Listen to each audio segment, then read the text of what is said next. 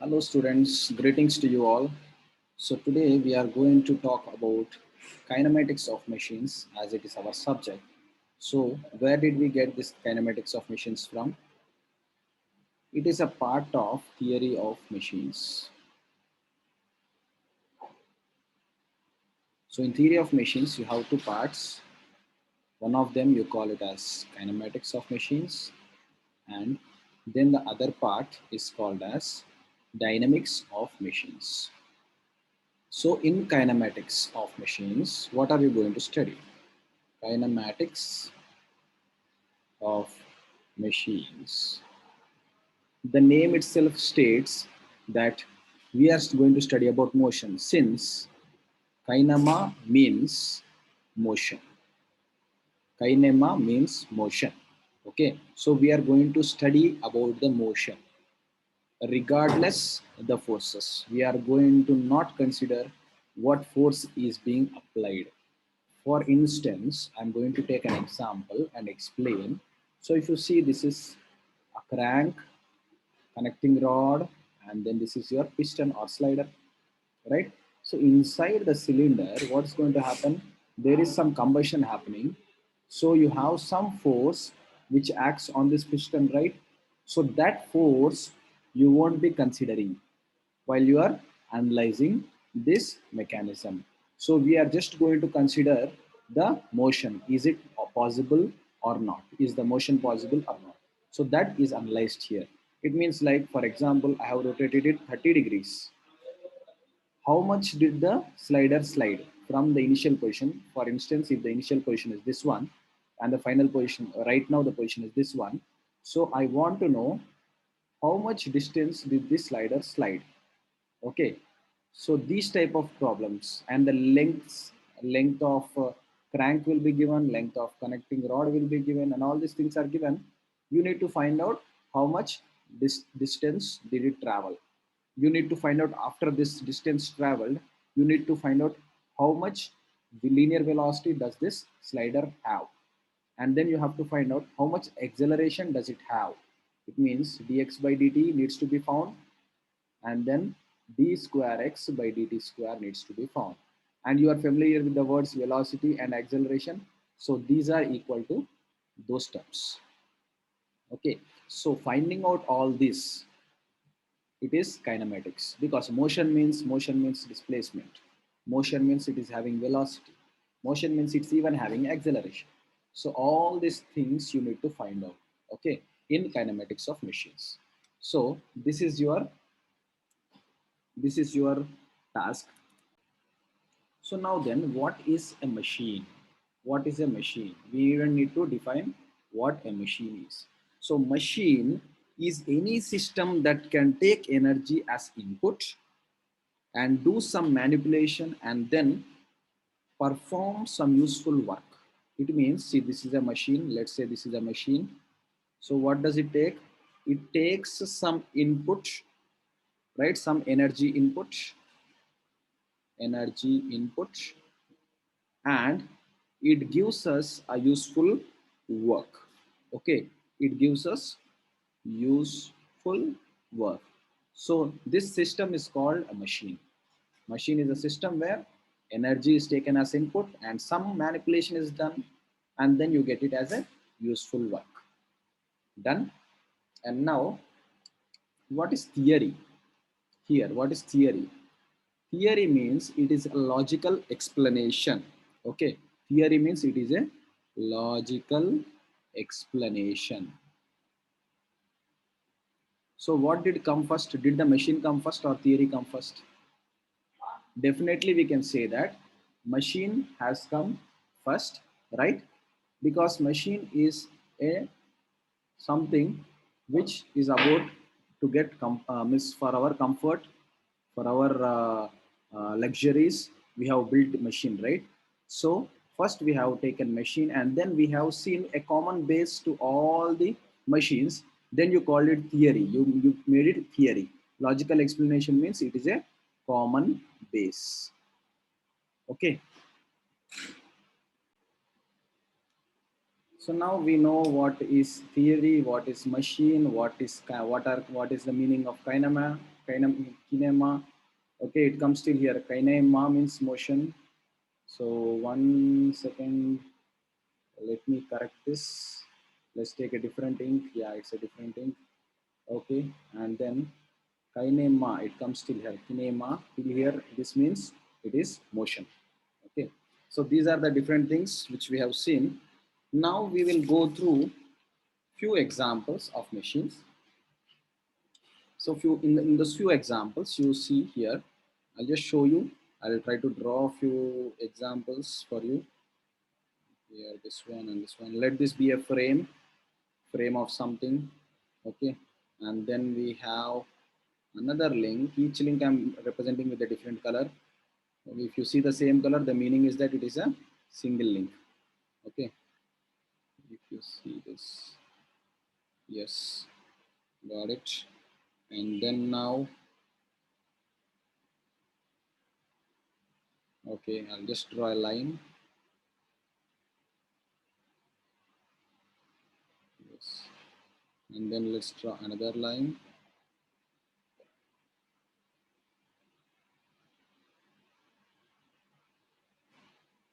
This is the handle. And now you have revolute joints. This is a revolute joint. And here also you have a connection in this manner. These are all different links, Nana. I have not changed the color. So it's a revolute joint here, here revolute joint, and then this is frame, right? So this is a handle, and so now you can see this is your slider over here. This entire thing is the slider. In this is connecting arm. Okay, you can see a connecting arm here. Now I will draw another picture.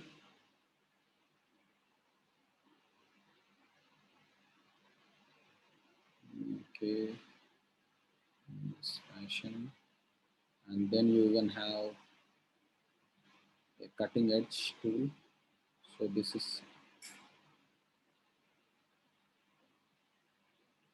a tool, and then we even have something like this, a line here.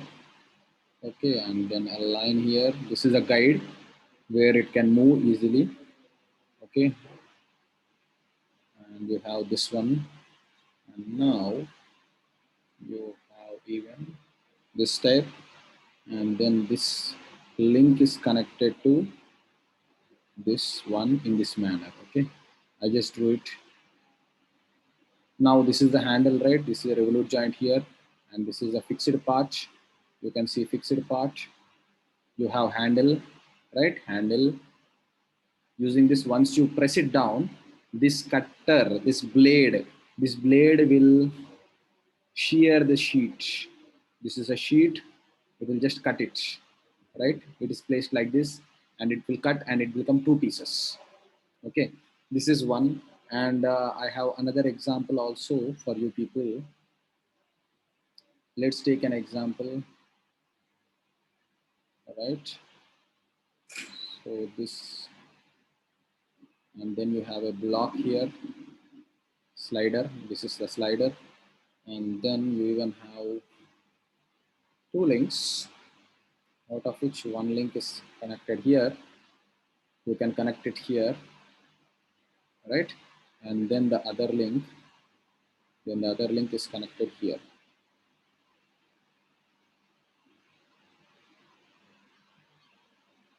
Done. Now, if you see, you have a revolute joint here, you have a revolute joint here, you have a revolute joint here, you have a sliding pair here. This is the fixed corner, fixed corner. So this is a garbage crusher or just crusher. Now tell me something, what is the common thing you see in these three mechanisms? The common thing which we see in these three mechanisms is that each and every mechanism has a slider, each and every mechanism has a handle, each and every mechanism even has like something which is connecting them, right? Handle, slider, connector, handle, slider, connector. So all these things are present.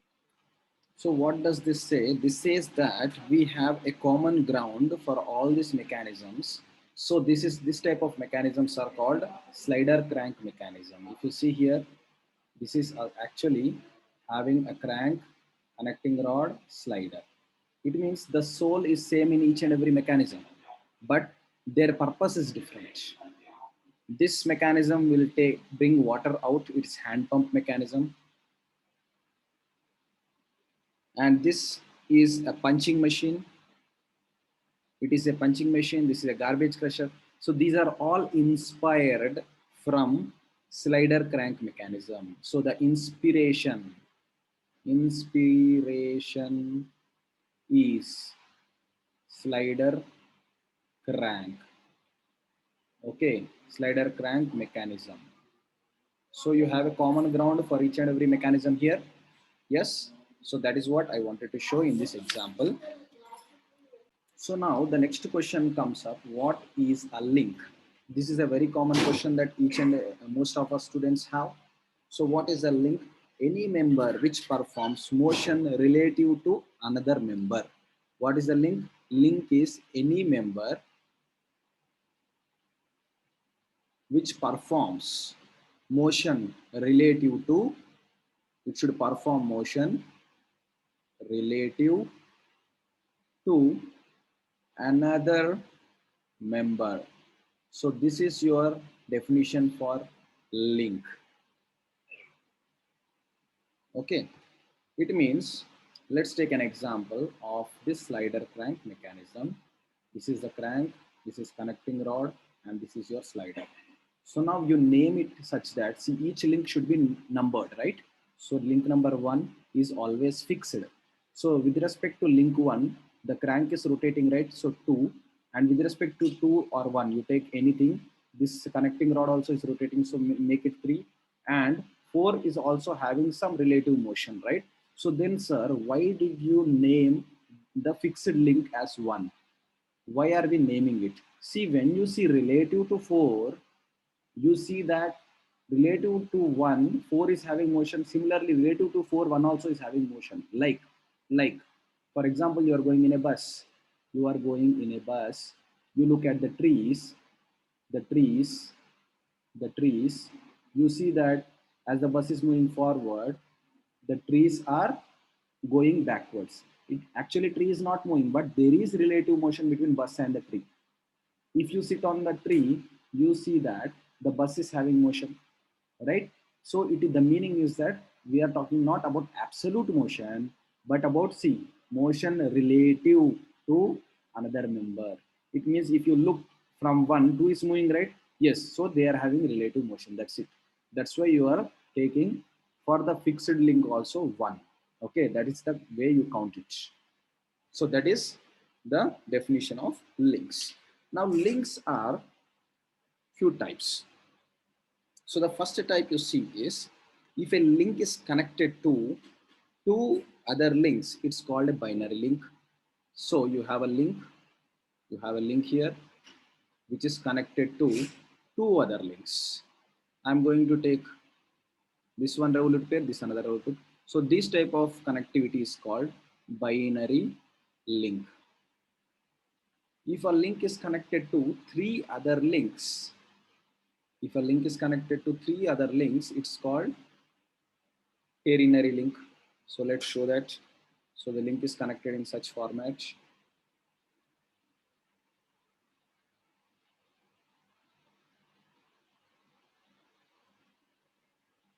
Can we see the connectivity? Yes.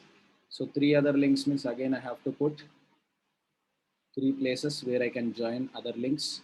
So this type of thing is called ternary link.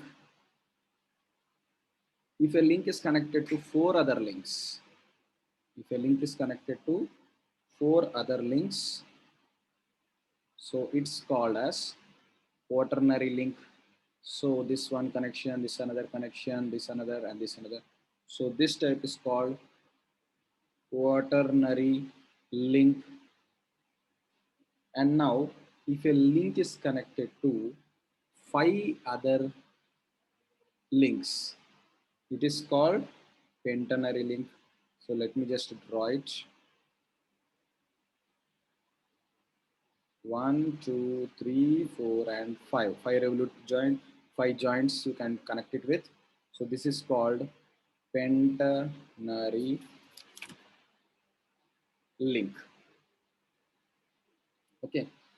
So now we can see that. So we can see that we have seen different type of links. But how can a link be? See, I will say that a link can be rigid, it can be flexible also, it can be fluid also. A link can be rigid, flexible, fluid in type of fluid also. For example, if you take hydraulic brakes, in hydraulic brakes, you use fluid as a link. So fluid is used to transmit transmit motion, as well as it is used to it applies some pressure, right? It transmits force. Okay, it transmits motion, it transmits force. So that is a link. Fine. Flexible means you can take a belt drive.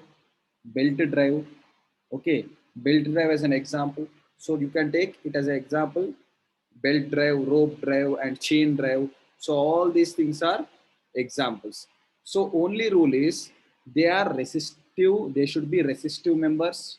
Okay. So and belt drive, chain drive, and rope drive. Okay, rope drive. So these can transmit tensile forces, only tensile forces. Tensile forces and motion can be transmitted here. And when it comes to fluid, it can transmit compressive forces. This can transmit compressive forces and even motion. Okay, these things should be clear. So what is the link? Any member which has relative motion with another member can be called as a link. And a link should be a rigid member. Link should be rigid. Link should be a rigid member. Rigid, sorry, it should be a resistant member, not rigid. It should be a resistant.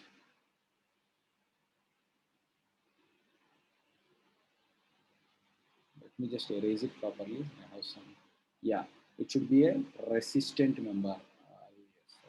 P-A-N-T, resistant member. So these are the different things about links.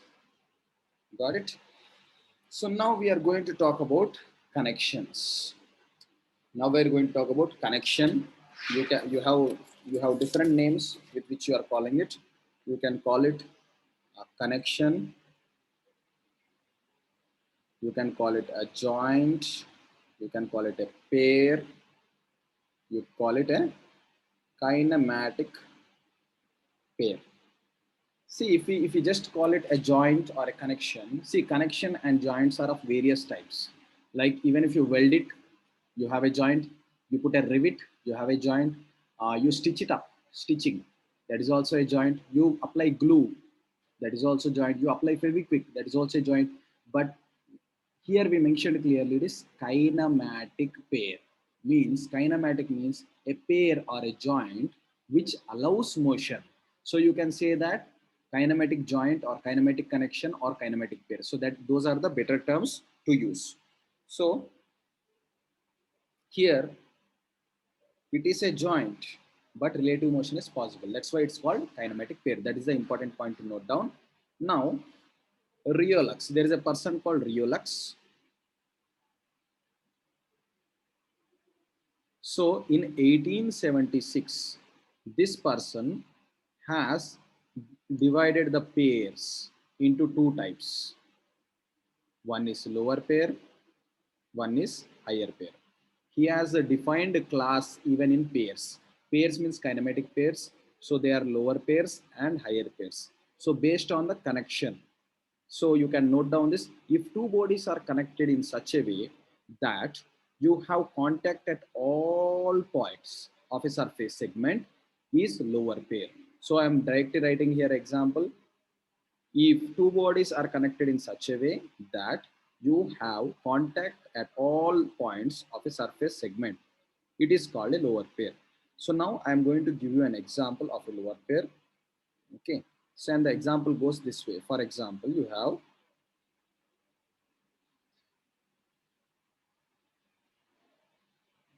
a link in this manner.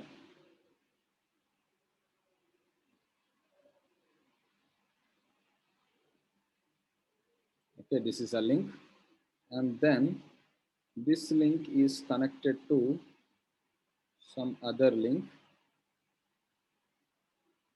in this manner. Let's say that this is the second link. These are two links, link 1 and link 2, and this is a Revolut connection. This is a Revolut. Revolut means there is a pin. There is a pin inside like this. There is a pin inside like this. Because of the pin, these both are connected. Just assume on link 1 there is a hole, link 2 there is a hole. You put a pin, inserted a pin. So that pin is completely surrounded, right? That pin is completely surrounding. It means each and every segment, each and every point on that surface of the cylinder. See, the pin is looking something like this. This is the shape of the pin which is inside. So each and every point, it's completely surrounded, right, by two links, completely surrounded. So each and every point will be in contact with the other link, right? Each and every point on this will be in contact with the other link and completely surrounded. So this is a lower pair. And one more example, even sliding pairs also are lower pair. For example, you have the cylinder. You have a cylinder. Inside cylinder, you have the piston, right? So this is the piston. So you can see on the surface, each and every point is in constant contact with the surface of the cylinder, right? This piston is in complete contact with the cylinder, each and every point on the surface in contact. So you call it a lower pair. And then even nut and screw. This is called a screw pair. Okay. There are threads here. Threads are present. And then you have something over it like this.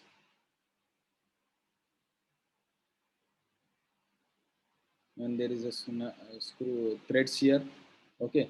So I think you can see clearly that this is an example of lower pair. Again, here also you have complete contact. And then there is something called cylindrical pair.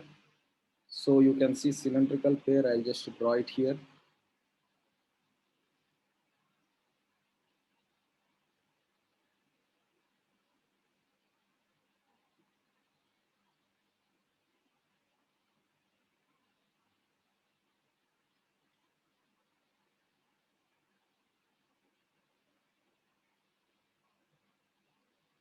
You can see cylindrical pair here. It means here the motion is possible. It can slide. This also can rotate theta. Here only rotation is possible, Nana. The first case only, this is first link. This is second link. So this is the only rotation is possible with respect to each other. And here you have a screw, you have a sliding pair, right? So sliding pair is denoted by this, and it's called a prismatic pair also. Okay, sliding is denoted with this kinematically, and it's even called prismatic. So alphabet of representation is P, here Revolut R, and I think this diagram is not required right now. Kinematic representation I'm showing, Nana, for each and every thing. And here you have a screw pair, right? So it's similar to prismatic. It means it is similar but with some slashes, and it is denoted with H. H means helical pair. It is even called helical pair. Here this is sliding pair, and in sliding pair usually you don't take cylinder. I gave an example like cylinder, but you take a rectangular box.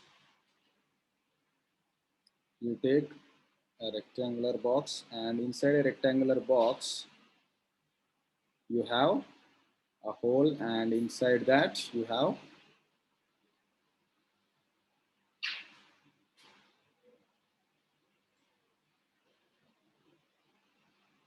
okay, so this is your rectangular block.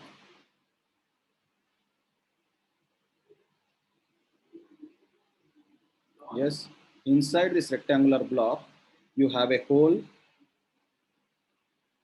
You have a hole inside this rectangular block. So I hope you can see this. There is a slider and there is this cube. Inside the cube, the slider is moving.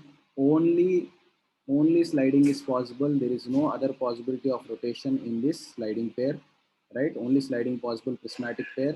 Here, it is rotating as well as it is even moving front. So two motions are possible here. Rotation as well as sliding is possible. Done, but those both are related to each other.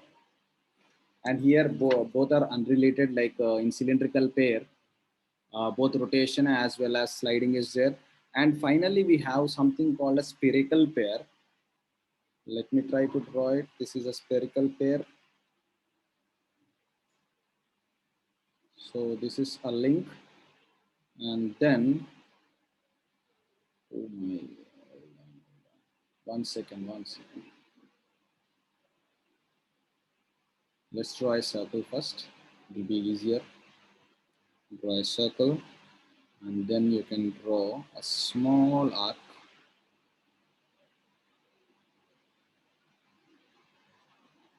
Small opening, and then inside this you have another link.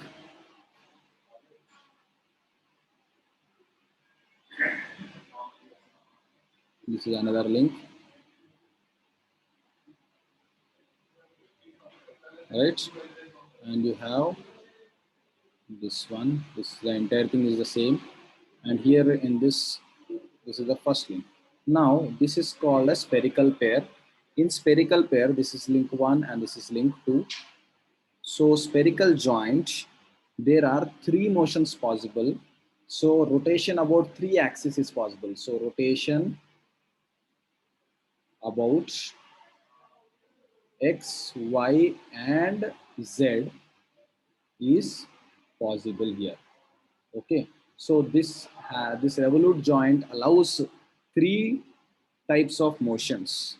Three types of motions: rotation about X, rotation about Y, rotation about Z. It means it can rotate about itself in this manner.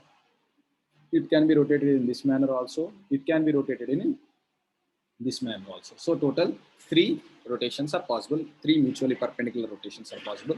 The final one is a planar joint. So we are discussing each one point by point. This is 1, this is 2, and I can see this is 3, and this is 4, and this is fifth one, and sixth one is planar joint. Planar joint means you have a plane, so this is a plane. On this plane, you have an object. On this plane, and this object can move on the plane. It should only move on the plane, and it should have consistent contact with the plane. Plane 1, and this is link 2. So it should be in contact. How many ways can it move? It can move in three ways. One is this linear manner, another is this linear manner, and then another is this rotation. Being in that plane only, rotation about Z. If we take this axis like this, X, Y, and Z, so you can see that it can move along X, it can move along Y also, but it cannot go along Z. It can just rotate about Z. So these three motions are possible. This is a planar joint. Let me write names clearly of each and every joint. So this is a planar joint. This is a spherical joint. This is a cylindrical joint, screw or helical joint. This is a sliding pair. You can say it's a sliding pair or prismatic joint. So prismatic or sliding joint. And this is a revolute joint. So these are the 6 lower pairs. We are discussing only about lower pairs right now. These are the 6 lower pairs, and we even give short forms, right? So for spherical pair, give S. For planar joint, give PL, P suffix capital L, because prismatic also P is given, right? and helical is H, and cylindrical is given as C. Cylindrical is given alphabet as C. Okay, let me round this all representations. Let me round up all these representations so that you will clearly see, visualize, and remember. So these are all the representations of the 6 mechanisms. Okay, and even kinematically equivalent I have not shown here. Let me show. For cylindrical, kinematically equivalent diagram is this one. This is for cylindrical, and for spherical you can draw it this way. For kinematically equivalent diagram, just draw this and this, that's it. Kinematically equivalent represents. And for planar, it's like this, 2 links, that's it. Okay, so these are the kinematic representations of each and every link in lower pairs. So wherever you search, you can only have 6 varieties of lower pairs. But when it comes to higher pair, you have infinite possibilities. There are no fixed possibilities in higher pairs. Okay, we will even discuss about higher pairs now. The first higher pair which I want to show to you is a cylinder, which is rolling over a flat surface. Okay, a cylinder which is rolling over a flat surface. Let's say that this is along the length, and this is what you are seeing now. Done, and parallel to it,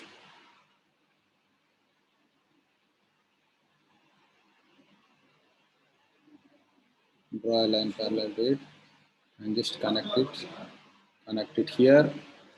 Yes, and then you have this one, you have this one, and then you have this one. Yes, and then you connect them, just connect them, connect them. So here you see the cylinder is a roll. It is having a line contact, because each and every point on the cylinder is not in touching the other link. Like for example, link 1 and link 2. So each and every point on the surface is not touching link 1. It is having a line contact, so it is a higher pair. Okay, and this type of pair is having line contact. Here, staying in the plane, it can have 3 motions.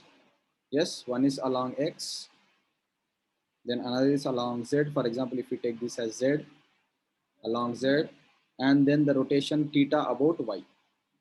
This is theta rotation. So 3 motions are possible for this higher pair. Okay, and remember this point, very important. In lower pairs, one is always surrounded by 2. Okay, in lower pairs, one link is always surrounded by the other link. Here it is an open pair, right? This is not surrounded, but in higher pairs,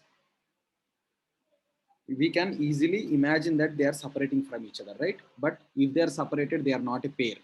Okay, it's not a pair once they are separated. They always need to be in contact to call it a pair. And one more thing, you can even put on the surface. I'll just draw a simple rough surface. This is a surface, plane surface, and this is a sphere. Yes, so sphere also on a surface is a higher pair. It can rotate in all the 3 rotations possible, and two translations, means 3 rotations are possible here. 3 rotations, because it can rotate about X, Y, and Z without coming out of the plane. It can rotate in 3 varieties, and it can have 2 translations. 2 translations. It can move about X, it can move about Z.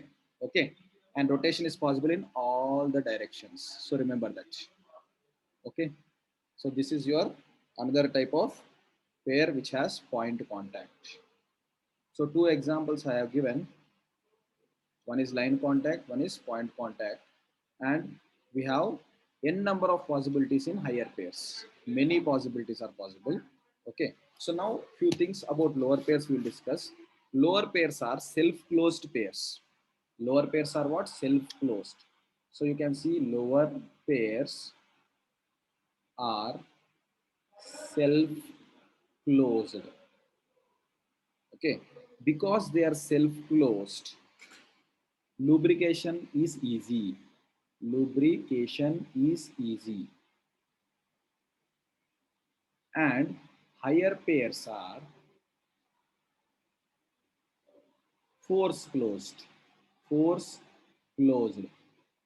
Force closed means you use some type of springs. We use springs to apply that force. Okay. The example is if you take a cam and follower. This is a cam. Okay. And a roller follower, and it is here. So usually to keep the to maintain the contact, we have compressed springs here, and the spring will always maintain the contact. Okay, to maintain the contact, we have some type of spring here. So this is a higher pair. To maintain that higher pair contact, we have the spring over there. Okay, so those are about higher pairs, and it is difficult to lubricate. It means continuous flow of lubrication is required here. Okay, continuous. There should be a sump or a tank, and from there the oils will be spilling up, will be going up or transferred to that position of that higher pair, and then it will go down. Okay, but in self-closed pairs, you just need to lubricate it simply, and then no need of continuous lubrication. Time to time you can check it and you can lubricate it because they are self-closed. It's easier.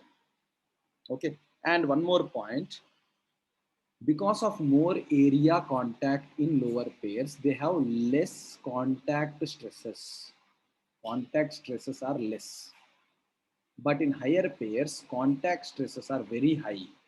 Contact stresses are high because it's a point or a line, right? The contact is point or a line. So contact stresses are really, really very high.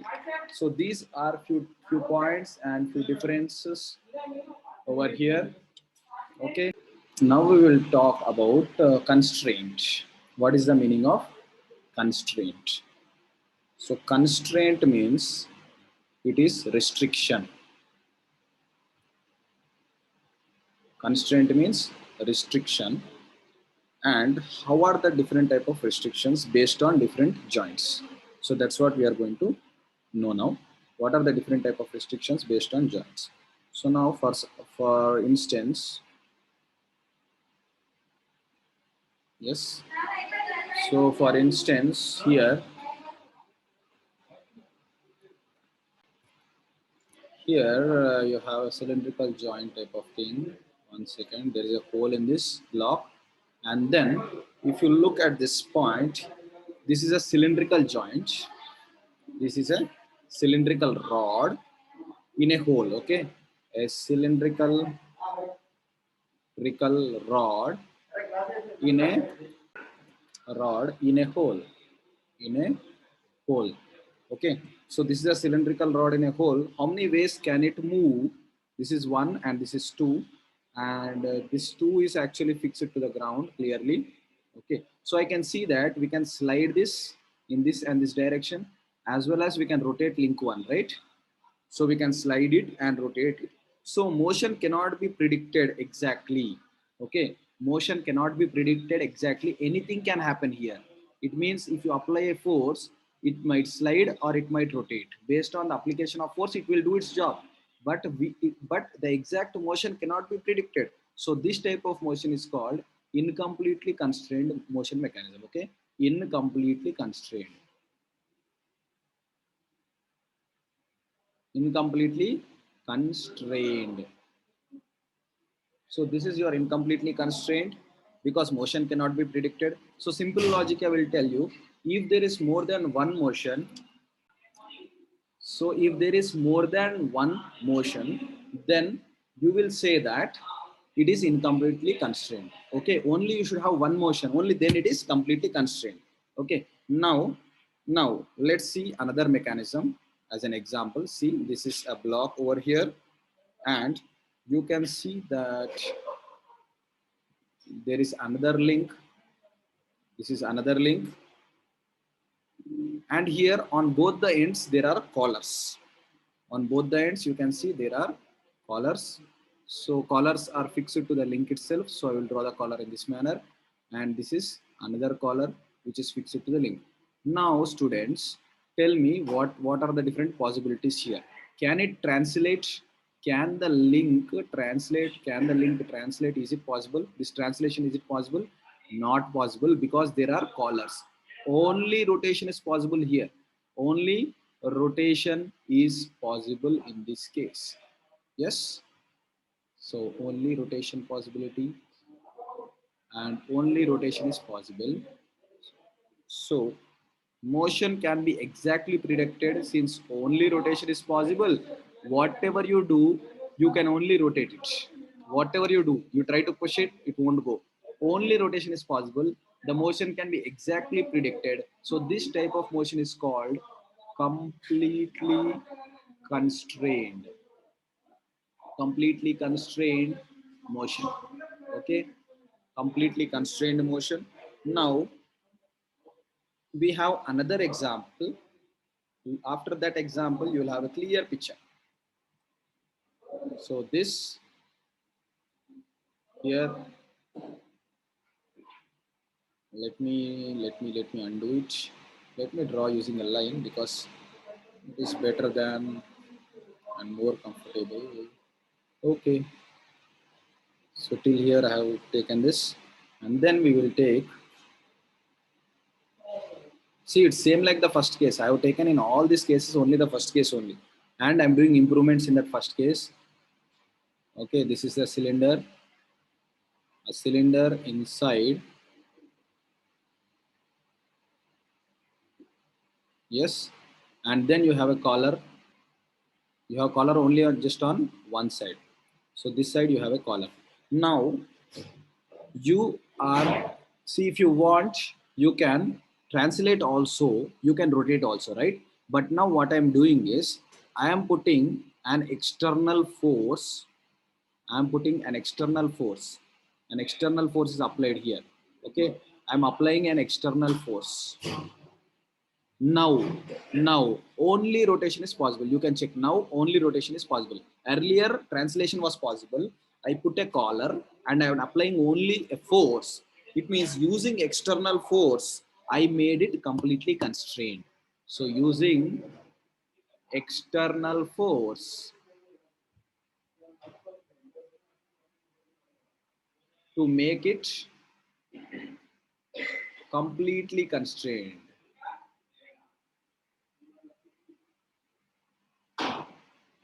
It is called, it is called successfully constrained. So it is called successfully constrained. Successfully constrained. So we have three types now. What are the three types? The first type is incompletely constrained. The next type is completely constrained. The next type is successfully constrained. So now in successfully and in completely, only we can predict clearly, only one motion is possible. In successfully, by using some external force, you are making it constrained. Okay.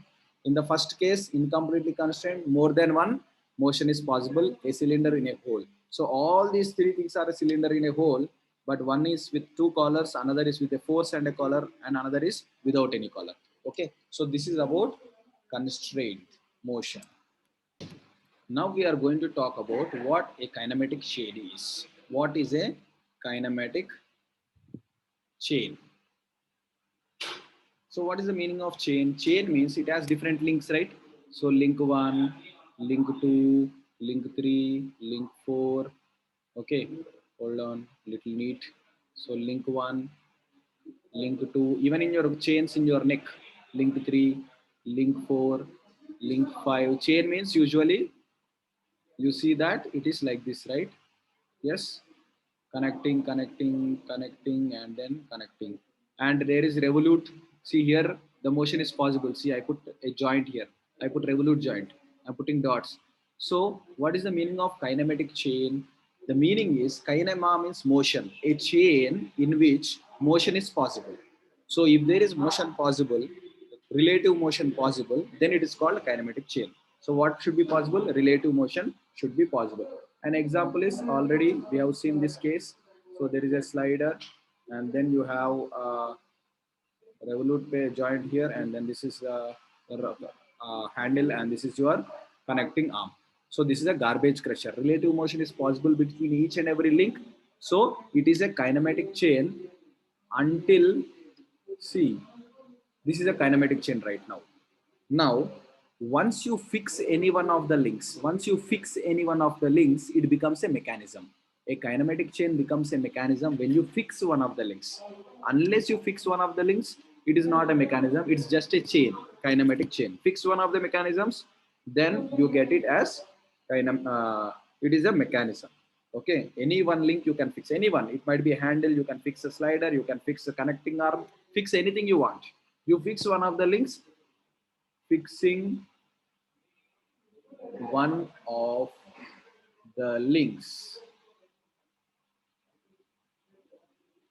then it is called mechanism. Okay, this is your mechanism. So what is mechanism? Mechanism is a kinematic chain with one of the links fixed. Now something is called linkage, that some word called linkage, even that also few times pops up. Okay, what is a linkage? So linkage is if a mechanism with all joints has lower pace. In a mechanism, if all joints are lower pairs, okay, then it is a linkage. This is about linkage. Now the next topic we need to talk about is degrees of freedom.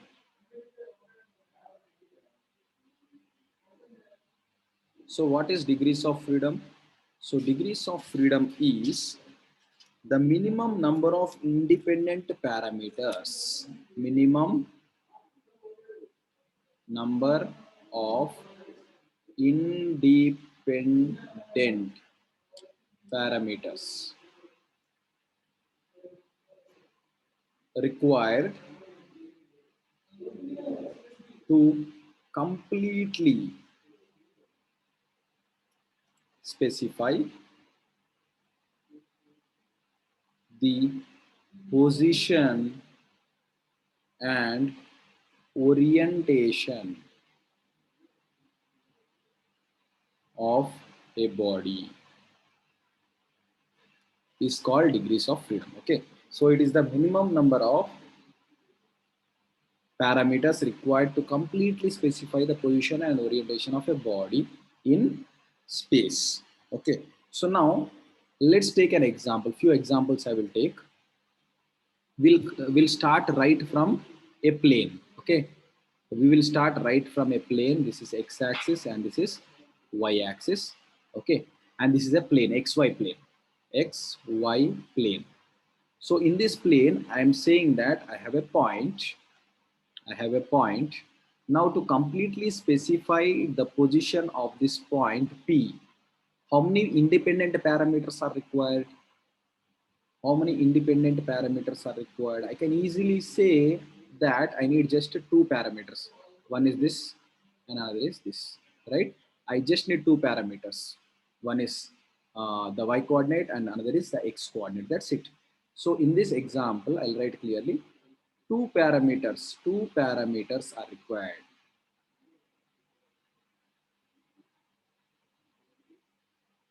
So it has 2 degrees of freedom. The parameters are x and y. Okay. And this degrees of freedom also says one more thing, that I can move along x, I can move along y. This point can be moved along x, keeping in the same plane. The point can be moved along y also, keeping in the same plane. Okay, it can be rotated, of course, but those rotations we are not considering here. Okay, because it's a point. However it rotates, it's the same point, right? It's not going to change its orientation. Okay, see, for example, you rotate this T alphabet, it will become like this, it will become like this, it will become like this. So here we need the rotation information. But if you are rotating the point, however you rotate it, it's the same, right? So we don't know, we don't need that rotation information to included in the parameters. Okay, So that is what I wanted to explain.